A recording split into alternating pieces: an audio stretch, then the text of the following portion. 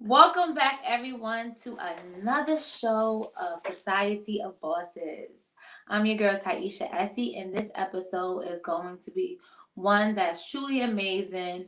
I'm so excited to bring this person on the show. This person has definitely implemented my life from high school all the way up to adulthood. Today, we're going to be talking all about planning and how planning could increase your life, increase your self-love, increase, your environment, everything you begin to see around you. And this person is just an example of all of that and above. So as we start with a quote. And today's quote is, people do not plan to fail, people fail to plan. Okay, so may this interview be able to touch your heart. May it be able to awaken the inner boss, the inner owner, the inner leader that's inside of you. So without further ado, please welcome to the stage Kerri-Ann T. Thomas. Hi, Kerry. How's it going? Everything is going absolutely well. Thank you so much for joining us today. I'm so excited to have you here. I'm so excited for people to meet you and for you to come and bless the society of Boss Streets. I can't. I will try. Please keep the bar really low for me. Definitely not. So today we're going to be talking all about planning and how a planning has increased your life, and hopefully that would be an inspiration to the people that's watching. You know. All right, let's get So into just to talk about planning, as everyone know, I am a mom of a toddler, and we usually are planned down to the T, literally. And sometimes plans don't always go as you plan. So if you guys hear ocean in the background, just overlook it. So just to get started, can you tell us a little bit more about, what's your name, who you are, and where you're from? yes. So as mentioned, Kerri-Ann T. Thomas. I am, in terms of who I am a purpose, mission oriented, driven person, independent, very outspoken, no nonsense, sensitive, thoughtful, caring, loving Black female from Brooklyn, New York, born and raised. Woo! I come from West Indian background. I am Jamaican. My name gives it away. Um, but I will also, I just say like I really just love my culture and everything about it. I will talk a little bit more about that as it plays a role into why I'm in the work that I'm in now. But and then other things is that you mentioned, well, I guess we'll talk about, but very briefly, educator. I've been in many roles in education, teacher, assistant principal, principal, superintendent, head of schools, etc. Also, children's book author. I am pro-Black. I'm a feminist. And now recently a new entrepreneur. So I'm a lot of things. Who am I is a very big question. I think every day I am writing the story today. So today is just another page in the book. That's awesome. So we're definitely going to talk all about, you being an entrepreneur. You I want everyone to be clear. Like everything Kerri-Ann has said, even down to, the colleges she's went to, undergrad, grad school, everything has been planned to the T. To the T. Only you know that. Really? Well, no, not only you know, like since like back in the day, right? Like I think people, if they know me now, they know in this field, in this job, in this work, she plans. But I think you can like pin it back to like 15 years old. Because you see, my dad was a exterminator, and he used to do like a lot of law firms, and he was just so amazed because usually the father would be an attorney, his brother's an attorney, sometimes his father's attorney, then all of their children's would be attorneys. But for you, it was like you had this idea, you had this plan from high school, and you said, this is where I'm gonna go to school. This is what I'm going to do. I'm gonna go to this undergrad, this grad school. I'm gonna do this. I'm gonna do that. I'm gonna do that. And you did it plus more, and that always just showed me, in my life, like, yo, a plan could take you so far, because I went to college, but I didn't plan to go to college. You know what I'm saying? So, can you talk just a little bit about that? Like, how did you have a plan so early for yourself? Yeah, I think in general, what I will often say is that my why, like the purpose behind, whatever it was that I was going for, was like often clear to me. I try to deeply ground my decisions in a bigger purpose than myself. Therefore, my what will be super crystal clear, like what it was that I wanted. It was just like, I want to go to Spelman, right? Um, but the how is the part where I left a lot of room for. But what I always planned out was like what it was that I wanted to do, and really tried to figure out what spaces do I need to be in? What do I need to do to attain that thing? A quote that like I will often say is like, my plan B is to make sure that my plan A works. And people always like, "Oh, what?" And I'm like, that mean that's legit. That's how I function, right? So like, it's something I just like always would tell people. And yes, they would laugh, but if you know me as well as you do, you know that like, no, that's legit how she operates. Like, what she wants to do, she's just going to really work really hard to like figure it out. Regardless of like how long it takes, or like what pathways. And sometimes you get there and you're like, I wanted this. Like, right? Like, maybe not. But for the most part, that steadfastness around like being just very clear on what it was I was going after. I just always knew. Spelman, I applied to one college. People hear that and they're like, you applied to one college? And I'm like, yes. I'm like, what would you have done? Who knows? Right? Like, graduate school, applied to grad school, right? Like, I only applied to Columbia. So, hey, Ocean. Hey, baby. Listen, you told the audience to overlook him. You will never overlook your nephew. Okay? You will wave high. Oh my gosh. Sorry, guys. Well, he said, sorry, guys. So yeah, I just find that to just be so astonishing, because a lot of times, sometimes you plan and it just like you fell short, because things in life, sorry, things in life would happen. For instance, they say the 5 Ds. It was like disaster, death. Um, they're not coming to my mind right now, but things will happen, and then people will get deterred from their path, and or maybe they say, what, it feels a little bit hard, so I'm going to do this, or just like in your case, what if I don't get into Spelman? So people will second guess yourself. It seems like you never really second guess yourself. Well, that's not true.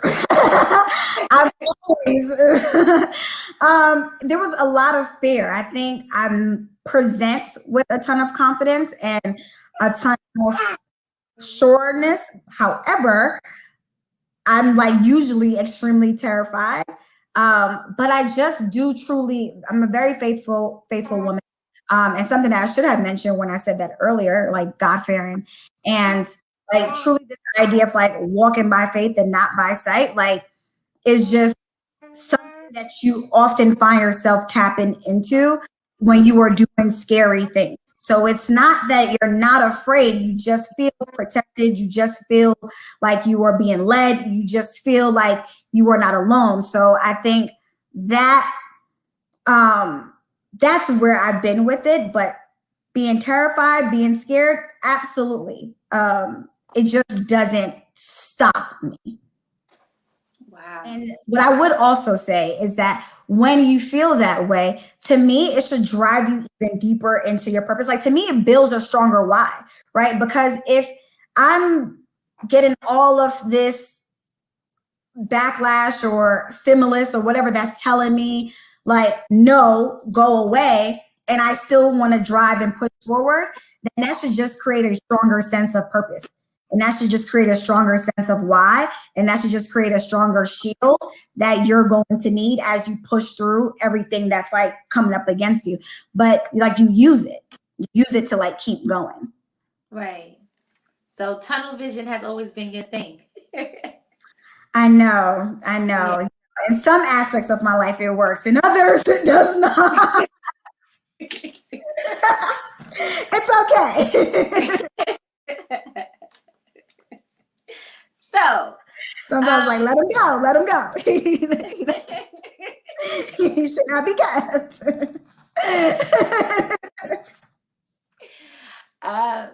So we have a comment. It says Kerry has always been determined and never took no for an answer. That's Dominique. We also need Hey, Dom. that is Yes. okay. Anyone that knows her know that this is true. So everything she has accomplished, no one is like truly shocked by that. So shout out to Pearly Whites. Right. So how did you make it to this very moment right here? So I think everything you've done in life, right? Like everything in your life has led you to your current like where you currently are. And there has been, of course, turning points or specific situations that led to other, but in terms of entrepreneurship, I wouldn't say anything climactic occurred. I would say that in this case, it was very organic, like how I came into Brooklyn T. So I think just again that discernment piece, like truly listening to your gut or God, whatever it is that people consider. I think I was just doing more of that, and that really pushed the entrepreneurial part of me. I would also say it was like a part of me. It's part of my family, my legacy.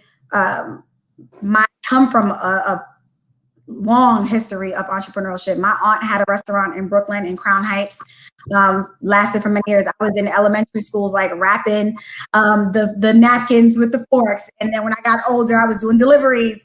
And then, my uncle had a construction company in Brooklyn as well. My mother eventually opened up a trucking company in Georgia. So like everyone's done something. My sister's a personal chef, and one has a printing company, one has a hair boutique, one does personal planning. Like everyone's doing their own thing. So I kind of knew, that's what I wanted to do. That was like that incomplete puzzle for me, because I am also in a position where a lot of people are like, they're 9 to 5. Like they're like, oh, I don't want to do this. I really want to do this. The thing about me is that I'm actually doing what I really want to do. Like an educator, like, no, like that's me. It's a huge part of me. It just wasn't all of me. And I think I'm like now just tapping into like other sides, but it was definitely something that was always there. I just need to figure out like what. Okay, so after this question, we're definitely gonna get right all into Brooklyn T, because I want everyone to know all about Brooklyn T and its plans for heading to Georgia. So, but before we get there, I just want to ask you a question. So, with your plan, did you have a timeline? Did you say, okay, I'm going to be an author by this age, I'm going to do this by this age, I'm going to do this by this age, and I'm going to end up becoming an entrepreneur by this time in my life? Did you have a timeline with your plan? Timelines are the devil. No. But like, I mean, it could really do some damage. I don't think I had a timeline per se. I think there were moments in my life I just like went harder at whatever it was that I was trying to go after.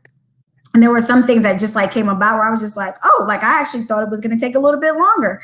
But that's not what happened. So I wouldn't necessarily say a timeline, but I would just like really just go in.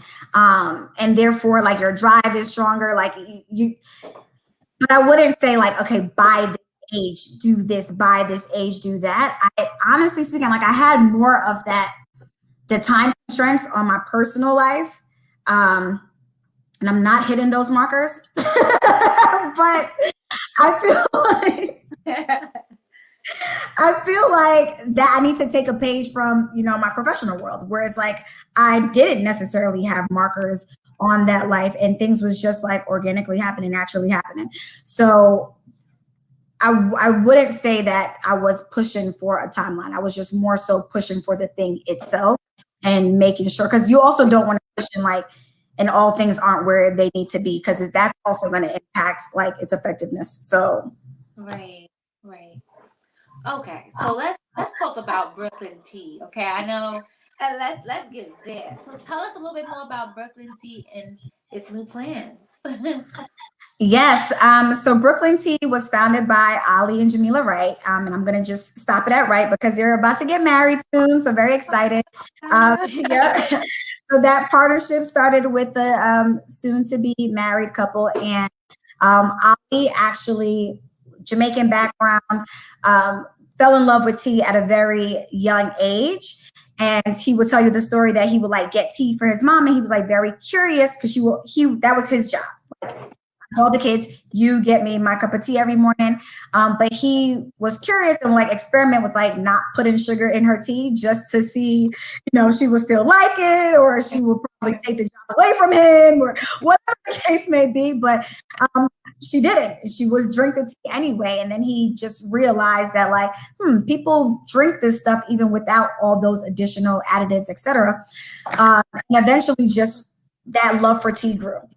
Jamila meeting him, falling in love. You fall in love with a person, you end up sometimes falling in love with things that they're passionate about as well. So then they started Brooklyn Tea. I went to college with Jamila, so we went to Spelman together in Atlanta. And when I remember when she was even looking into the location. So we have a location on Nostrand and Fulton. And when she was like, "Oh, we're gonna get a storefront there," I was just like, "What?" Like, if you're from Brooklyn, you know that that's a Hot spot. like, that's a hot spot, right? Like anyone from Brooklyn at any given point, right? Pre-gentrification, post-gentrification, you know, Nostrand and Fulton is definitely where it's at. So was very excited for her. And I would just like go into the shop and help her in any way that she needed, washing dishes, packing teas, you know, and I'm like whole superintendent, but like packing teas, because I'm like, this is my friend. Like I'm trying to like help her run her business and like just support any kind of way. Eventually, that support went from like sweat equity to like genuine equity. So here I am now franchising the business and the owner of the Atlanta location. So we are opening up at 329 Nelson Street. So very excited about that. It's literally 5 minutes from where we went to college. So Atlanta is like my second home, her first home, because she would tell you she's born and raised Atlanta West Side girl. So we already knew Brooklyn Tea was coming to Atlanta. It was just more of a question around when. But a lot of people are like, why Brooklyn Tea in Atlanta? It's like, no, we were already doing this. Atlanta is near and dear to all three of our hearts. Like I said, myself and Jamila went to Spelman. Ali spent his early years in Atlanta in his early 20s. So like we all three have like very deep, strong roots to the Atlanta community. So very excited. And I recently moved back. So it just made a ton of sense. And we just can't. That's awesome. So when will be the opening? Are you announcing? So right now we're saying May, but currently, you know, things change because we're so we've locked in our space, all of that jazz. We are decorating, designing, all of those things. So we're saying grand open in May. Don't hold me to anything until I cut the ribbon. But you know, that's our expected date at this time. Okay, that's awesome. That's awesome. That is so awesome. Do you have like, is there any tea that's like the tea that we should go look, like the most important tea we should go looking for when we come through? Whether that's okay, so I mean, we have some top faves. So the top three is, the first one's Cream Earl Grey. So if you're like new to the tea world, that's like our most popular tea. The second tea is Kyoto Cherry Rose. That's really popular. And the third one, there's usually a battle with that one, but I'm gonna go with white peach because I love that, especially because we're opening up in Atlanta. The cool thing about it is that like people think tea like hot tea, but there's also iced tea, like lots of creative things that you can do with tea, tea cocktails, all of that. But my personal favorite is Big Red Robe Oolong tea. I grew up in a West Indian culture, so tea was always very big. And if you ask me back then, ginger tea was like my go-to tea. If I wasn't feeling well, or if I just wanted, or peppermint tea, something like that. But becoming a more recent tea snob, I am more like in the oolong world. So I would say come to our shop and ask for that. That it's on the menu. Many people don't ask that, but it's like Big Red Robe tea is life. Okay. I truly would like. I wouldn't add anything to it.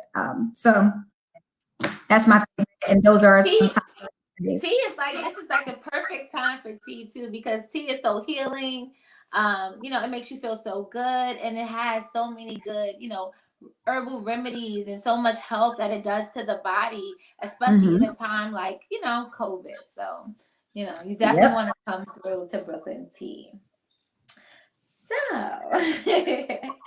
so did you always, I mean, what pain point that did you go through in your life to that you had to overcome to say, you know what, this is this happened to me, or it could be something small, something large, I don't know, whatever you feel like sharing. But things come, being an entrepreneur, being a high performance individual, things happen, things come up, but yet you never got deterred off your path.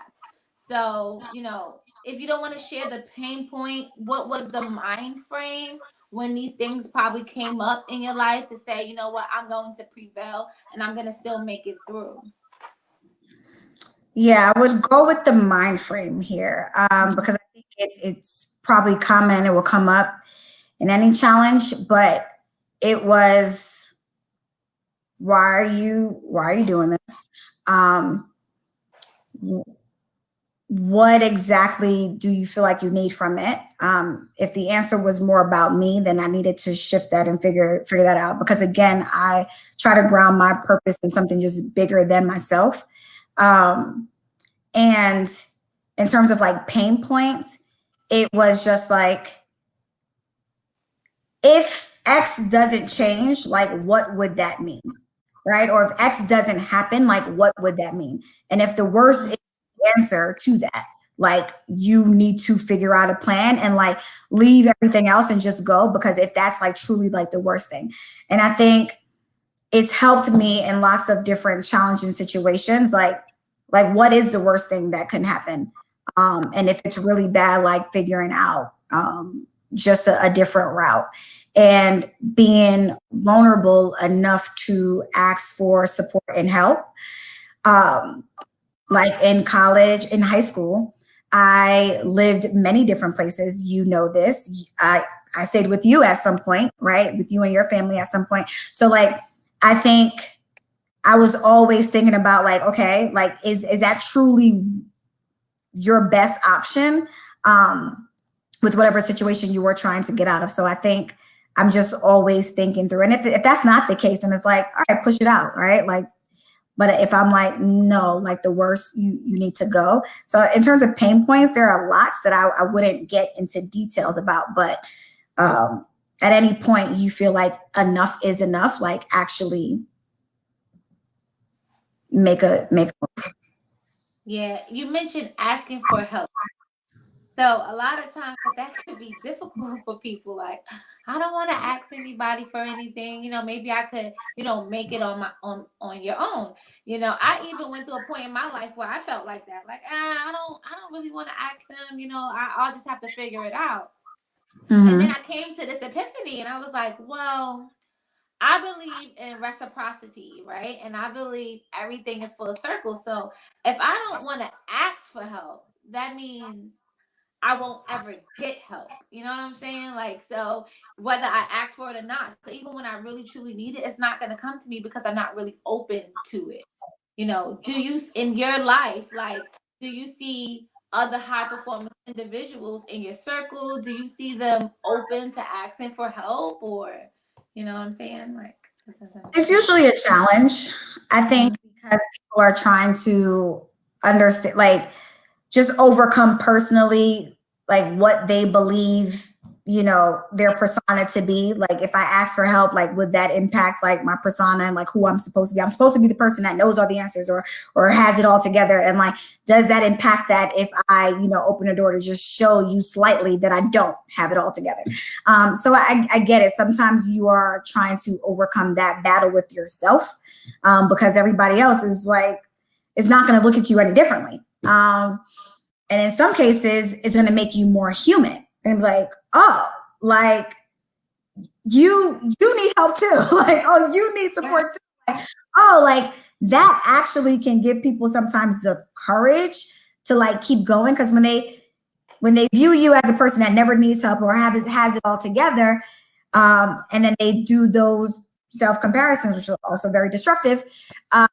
They do those comparisons and they go, well, I can't, because when I see that this is what that person has and I don't have that, therefore I can't get there. And when they start to see like, oh, like, again, you don't necessarily have it all the way together, that actually inspires people sometimes.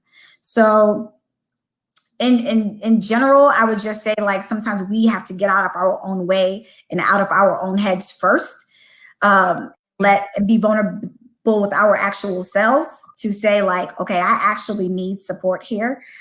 But I think we also need to be mindful of who we're asking for support, because it's like you end up asking people that you shouldn't be asking. Like, know they can't help you, right? So like you get the response no, and then you're mad that like they can't support you, right? So it's like a bit more strategic.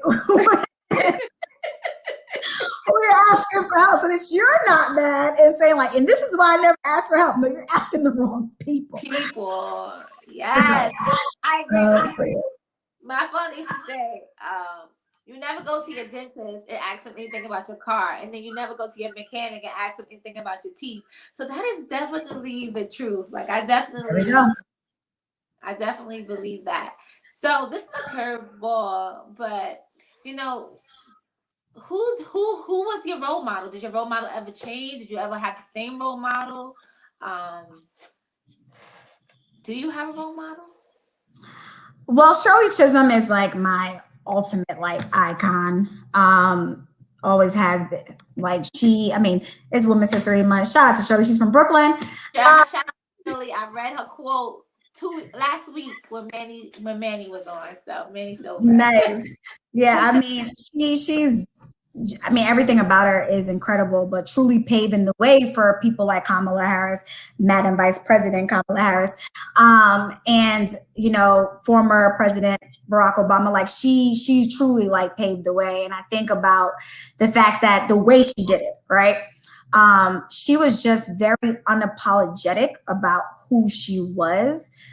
Also West Indian background, also was in education. So like I connect with her on those type of things, but more so like the type of like boss that she wanted to be. It was just like, no, like unbossed, like legit. That's what she was about. And when I think about a lot of people as they move up in certain levels, like people say things like, oh, they become a sellout. And it's more so because they just lose a part of themselves sometimes, right? And then there's also the side of like, no, they're actually growing, and therefore like that's just growth, right? So I'm not talking about that, right? But like this idea of like being unbought, where it's like, no, you're not going to like shift who I am authentically, who I am at the core, what I'm about at the core, the people that I am fighting for, and like you can't buy my support and my vote. And I'm like that's just how I've operated in my career. And I think a lot of people that know me in the education world, like they will say like she did it her way. People would tell me like, oh, you want to be a principal, you're gonna have to do X, Y, and Z. Not doing that. Right? Like you want to be a superintendent, you're gonna have to like rub elbows with X, Y, and Z. Not doing it. Like I did it my way, and I did it faster than all of them. Like I became the youngest. Like I became the youngest superintendent, the clearly Black and young, like female, like one of 3 Black females. Like, and I didn't do it the way some people were telling me like I had to do it. and it is just like a part of like my personal mantra. So she's my idol. She's my role model. My role model. In terms of living, honestly, everyone that's around me in my circle, like I believe in like surrounding yourself around people that just make you want to go hard, and that celebrates you too, right? Like could celebrate your wins and be like, yes, sis, and like, all right, now I'm about to like do X, Y, and Z. So like that, though, just the women in my circle are also like my role models as well. Wow, that's awesome. So, do you ever feel like quitting? Um, quitting. I mean, in life, I'm sure I Like, quit something, like right, but like quitting is like really like final. So like if I did that, it's because I was like real sure like this ain't it. But in like in general, I'm more like a tap out kind of person. Tap out for a little bit and see what's going. Like take a little break, a pause, uh, refocus. However, quitting again, I would have to be very clear that like this is not it. Like when I went to Spelman, I originally thought I wanted to be a doctor, and I was a biology major. And like 3 days into bio class, I was like, mm-mm. And I left. So like I withdrew. I was like, I'm not gonna be a doctor. I'm good. So I quit, right? But like that's because I was just so clear she was not going to cut anybody off. Like it just wasn't for me. So like yes, I've quit before, but in general, again, for me to get to that level, it needs to be, I'm more of a find a third way type of girl. Like, you know, if I if I'm told no or whatever, I don't hear no's, I hear not yet, right? Like so in general, like I'm more like a there gotta be another way, right? There has to be you know, look, I'm gonna do something, I'm gonna figure it out. So it takes a lot for me to say I'm completely walking away. Again, in some areas of my life that has been golden. In some areas it's like no, don't tap out. Quit. Quit. Like leave. But yeah, I think we will all experience that. But it's like, how often do you do that? And if that's the case, if you're doing it a lot, like you need to just slow down and figure out what you want. Because I think what's your why? yeah, figure out your what and your why. Because if that's not all the way together, you're gonna keep on quitting things because you don't really know why you're doing what you're doing. Right. So, how would you consider, what do you consider success? Um, Good question. I would say success is like having options. I say that to say because like often as an educator as a principal, like people will say like, what's the one thing you want for your kids? And it's like, I want options. I want them to be able to be in a position where they truly, genuinely have choice.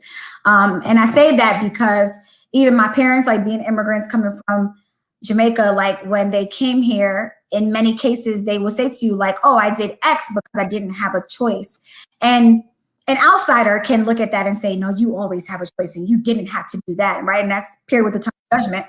However, there is this like mental prison, right? That occurs when you feel like you don't have a choice.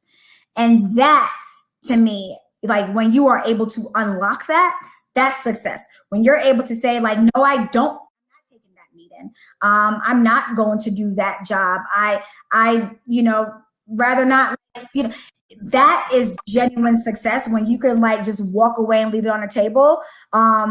Or when you can say, I can choose between A or B and they both are dope. Like that's genuine like success for me. Yeah, I like that.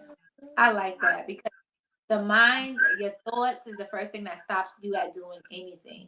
Even with living, once you just stop believing you can't do something, that's the day you die, and you can Mm. physically be here, you could be living and breathing, but you could really spiritually not be here. So I really like that. That was a bar. That's a real bar. So finally, I would just want to ask you, do you have any advice, right? For new entrepreneurs, new leaders, new bosses, or even people who they may say, listen, I'm 67 years old, and I never chose me. I never decided to create a plan and to follow it. I always gave up. Do you have any universal advice that will work for all of them? The first thing I would say, which I'm sure people probably picked up, but like just really be grounded and understand your purpose and really have a core solid why you're doing what you're doing. Because you're gonna often need to like tap back into that, especially during like very challenging times, or even very positive moments. Like you might need to like tap back into your why. To just like be very grounded in that. And the second advice that I would share is that there is enough space at the table for us all. Like, I think too often we are operating like, we are withholding information from the next person in our field because we just feel like, I mean, if I give it to you, that's like taken away from me. And it's like, no, there's like truly enough space. Like, there are 10,000 Starbucks around. Like you can open up a coffee shop, right? Like it's and they exist. So like we can literally all eat. So there's enough space, and not only there's enough space. I guess I got three pieces of advice because this connects. There's enough like make room for others to like that look like you, right? Like been at many tables, being one of the very few, and what people will tell you is that I put people on.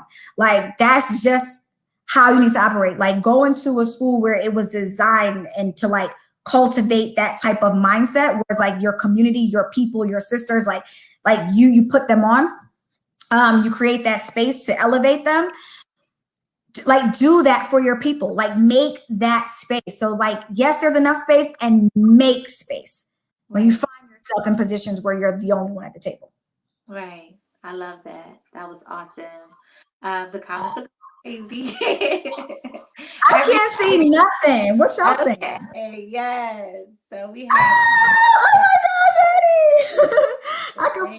inspiration. Oh my gosh, look at that.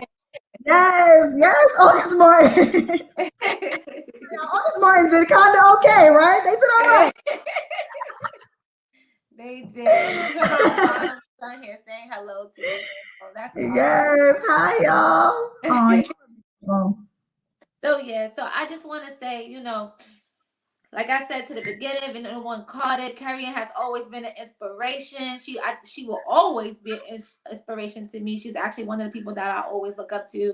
And I just want to say thank you so much. I can't have a podcast without having you on. I'm all about planning. I'm all about planning. And that's because of you. So I just want to say thank you so much. Thank you for blessing us with your presence. We will support Brooklyn T, whether that's in Please Brooklyn, do. in New Please York. do. I should have stuff in the background. Yes. Turn it around. Routines. Yes. And then the website. We can go to the website. BrooklynT.com, and use the code ATL, get 10% off. So, yep, you can buy teas, you can buy merchandise, all that jazz. Grand opening information coming soon. Fly out is about to be a turn up. You know Atlanta never shut down. All right, let me not say that because we're definitely be safe. So on that note, support Brooklyn Tea. Support Brooklyn Tea for real. Okay, get some merch. And when the opening is listed, please share it with us because I will definitely post it, and we would love to have you back. Soon we would love to have you and your business partners back. That would be pretty cool. Talk a little bit more about Make it happen. yeah, We and can see make it happen. how else we could support you guys. So thank you once again, Kerri. I love you. Thank you for blessing us with your presence. Love you too. And I'm so proud of you, like just what you're doing. And then like at the core of like why you're doing it. I know how close you were with your dad. And I knew how much it really hit you when it all happened. But to see what you've done with it, and how you've taken such a very tragic moment and turned it into something so beautiful is incredibly inspiring, not just to myself, but to everyone that watches. So I am very excited for the legacy that you are continuing. And with Ocean, like just even watching you, like that right there is powerful, right? Like, no, like you were making apologies for him, but you shouldn't. Like he is watching his mom right now, like do something totally amazing. And that's a seed that you were planting in him. So we don't apologize for those things. And your viewers totally understand. And love you dearly. Can't wait. Mwah. I love you. Thank you. Like, shout out to y'all. Hey, August Martin. Right.